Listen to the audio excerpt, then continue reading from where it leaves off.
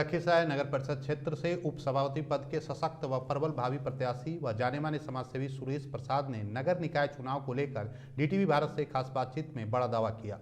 उनसे बात की हमारे सहयोगी सरफराज आलम ने। आज चुनाव के स्थगन के बाद और दोबारा निकाय चुनाव के घोषणा के उपरांत जो ऊहापोह की स्थिति उत्पन्न पूरे बिहार में हुई है, ये सभी निकाय चुनाव के प्रत्याशियों, मतदाताओं और आम जनता में बेचैनी सी पैदा कर दी है, हलचल सी पैदा कर दी है। और चुनाव होगा या नहीं, अभी भी संशय बरकरार है। अभी भी उम्मीदवारों के बीच, आम मतदाताओं के बीच संशय की स्थिति, ऊहापोह की स्थिति बिल्कुल बनी हुई है। एक लोगों में अजब का बेचैनी है कि आखिर चुनाव होगा या नहीं, सुप्रीम कोर्ट का क्या आदेश आता है, हाई कोर्ट का क्या आदेश आता है। और जिस कदर राज्य सरकार और राज्य निर्वाचन आयोग के उद्घोष के बाद जो 18 दिसंबर को जो प्रथम चरण का मतदान होना है और 28 दिसंबर को दूसरे चरण का निकाय का चुनाव का मतदान होना है, उसको लेकर संशय की स्थिति बिल्कुल स्पष्ट दिख रही है। इसी बीच मेरी मौजूदगी है लखीसराय नगर परिषद के उप सभापति पद के सबसे सशक्त, प्रबल, मजबूत और जाने माने समाजसेवी, इंडियन गैस एजेंसी के मालिक, ऑनर सुरेश प्रसाद हमारे साथ हैं। इन्होंने भी पटना हाईकोर्ट में PIL दर्ज कर जो त्रुटियां हैं, जिस त्रुटि को लेकर अगले बार जो चुनाव रद्द हुआ था, सुप्रीम कोर्ट के आदेश पर पटना उच्च न्यायालय ने जो चुनाव रद्द किया था, उसी संदर्भ में मैं बात करने आया हूं जाने माने समाजसेवी सुरेश प्रसाद से। सर, आज जुमा का दिन है, शुक्रवार है और चुनाव जो है प्रथम चरण का राज्य निर्वाचन आयोग के मुताबिक 18 दिसंबर को वोट पड़ना है और आपने पटना उच्च न्यायालय में PIL दर्ज किया है। इस पर आप क्या कहना चाहेंगे, क्या मंतव्य होगा बतौर समाज सेवी सुरेश प्रसाद का? सबसे पहले धन्यवाद सरफराज जी और आपका डी न्यूज भारत चैनल। आपने हमेशा हमसे इंटरव्यू लिए, भगवान जाने हमें क्या खासियत है, नया नया मैं पहला बार इलेक्शन लड़ रहा हूँ। तो हाँ, आपने जो हमसे सवाल किया या जानकारी चाहते हैं, तो सबसे पहले आज जुमा का दिन है और जिसका कि इस्लाम में या जो उनको मानने वाला लोगों में बहुत उसका प्यार है, बहुत विश्वास है। और मैं बचपन से ही ये फ्राइडे का बहुत अच्छा से पुजारी रहा हूँ, क्योंकि उस दिन हम जो चीज़ मांगता हूँ मिल रहा है, स्टूडेंट लाइफ से अभी तक बिजनेस करियर में।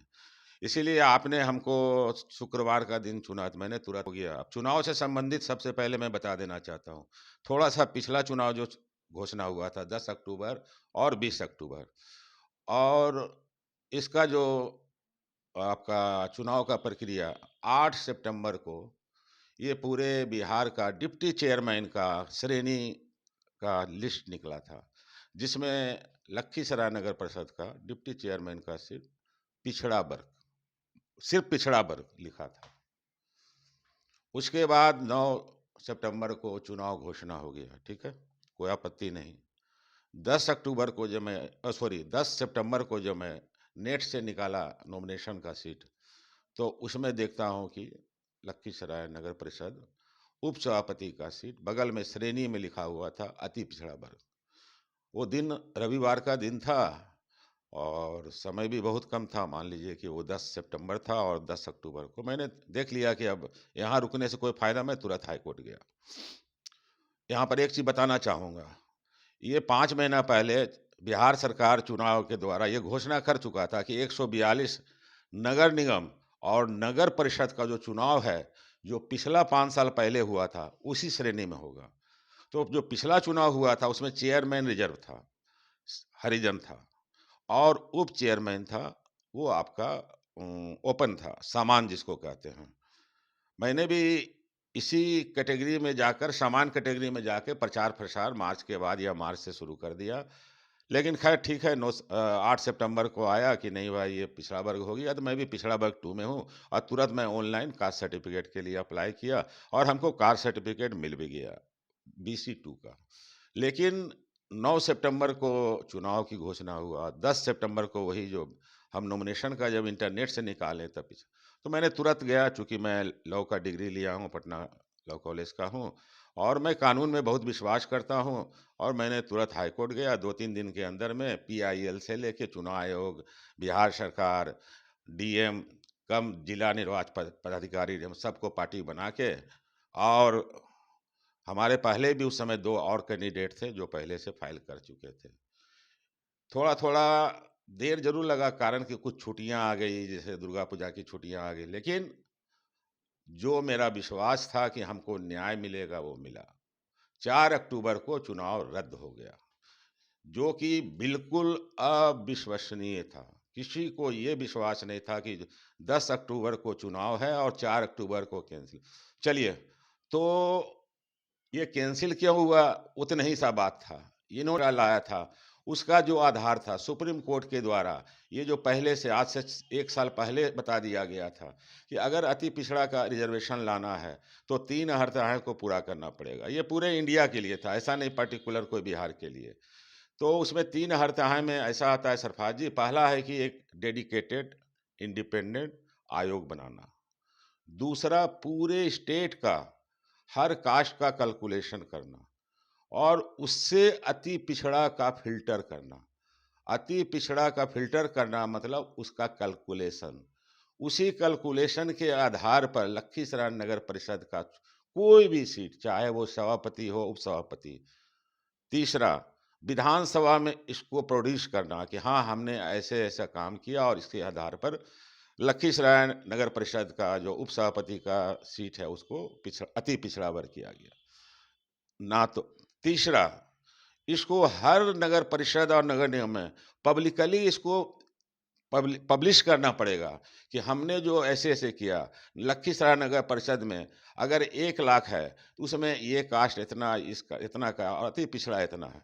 इन्होंने कुछ नहीं किया, बंद कमरे में बैठ के रैंडम 7 एक्स वार्ड कमिश्नर नगर निगम का और 4 वार्ड कमिश्नर एक्स नगर परिषद के, उनसे टेलीफोन पर या 5 मिनट का बैठाकर उनसे आंकड़ा लेके अति पिछड़ा पर, यानी इन्होंने वही गलती किया जो पिछला बार। इसलिए मैंने फिर तुरंत जाके रीट कर दिया हूं, और आज सुप्रीम कोर्ट में इनकी सुनवाई है। कारण ये गुरुवार, हमारे ख्याल से वो डेट है गुरुवार का, ये 6 तारीख का डेट है। 6 तारीख को हाईकोर्ट ने डायरेक्ट बोल दिया बिहार सरकार और चुनाव आयोग को, या तो आप सुप्रीम कोर्ट से स्टे लाइए, नहीं तो जो 4 अक्टूबर का मेरा ऑर्डर है कि लखीसराय नगर परिषद का उपसभापति का सीट समान रहेगा। तो उन्होंने एक मेंशन किया है कल सुप्रीम कोर्ट में, जिसका कि आज सुनवाई होने वाला। दूसरी बात, उन्होंने जो जवाब दिया था उल्टा पुल्टा दिया था कि हमने आयोग बना के ये किया वो किया वो किया, वो भी वापस ले लिए, जैसे कि पिछला बार 3 बार जवाब वापस लिए। तो मोटा मोटी हमारे ख्याल से सोमवार को फिर चुनाव रद्द हो जाएगा। बाकी तो अब देखिए। तो सुरेश प्रसाद जी, जो अहर्ता को राज्य निर्वाचन आयोग द्वारा पूरा करना था, जिसके वजह से बीता जो चुनाव जो होने वाला था जो रद्द हुआ था, तो क्या वो अहर्ता पूरा नहीं हुआ? नहीं, बिल्कुल नहीं हुआ। ये 7 दिन के अंदर पूरे बिहार का कभी संभव ही नहीं है कि हर कास्ट का जनगणना। मैं बताया हूं कि आपका वो रैंडम एक्स वार्ड कमिश्नर नगर पालिका का मोबाइल पर, और 5 मिनट आमने सामने उनके एक मेंबर पटना से आके लखीसराय फलना जगह करके चले। क्या ऐसा संभव है सरफराज जी कि 33 वार्ड में 4 आदमी से बात करके आप पूरे जात का कैलकुलेशन हो जाएगा? जब तक आप पूरे कास्ट का कैलकुलेशन नहीं कीजिए तो कैसे फिल्टर कीजिएगा कि हाँ अति पछड़ा का सही में सीट होना चाहिए? तो क्या उच्चतम न्यायालय और उच्च न्यायालय के द्वारा कोई कड़ा निर्णय लिया जा सकता है इस संदर्भ में? बिल्कुल बिल्कुल बिल्कुल। और अभी एगो और भय चल रहा है लोगों के बीच में, कुछ कुछ पेपर में आ रहा है कि वो आपका 20 जनवरी डेट पड़ा है।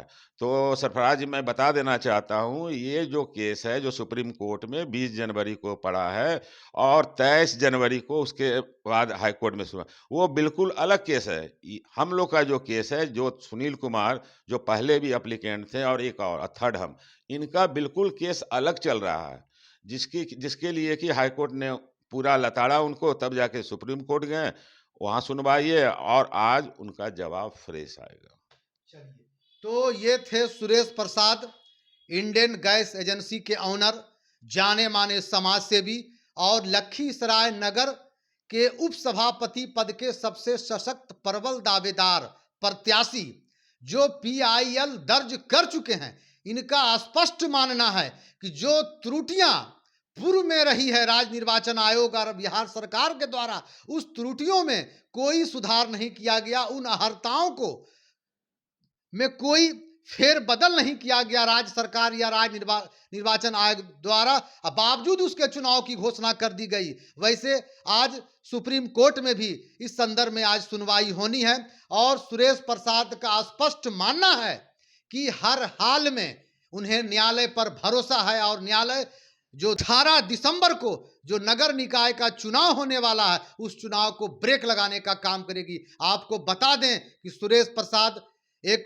लखीसराय नगर के चर्चित चेहरा हैं, एक अच्छे समाज सेवी के रूप में ये चर्चित, प्रख्यात और विख्यात हैं। इनका समाज में अच्छी पैठ मानी जाती है, लोग इन्हें अच्छे नज़र से देखते हैं। सरफराज आलम, DTV भारत, लखीसराय।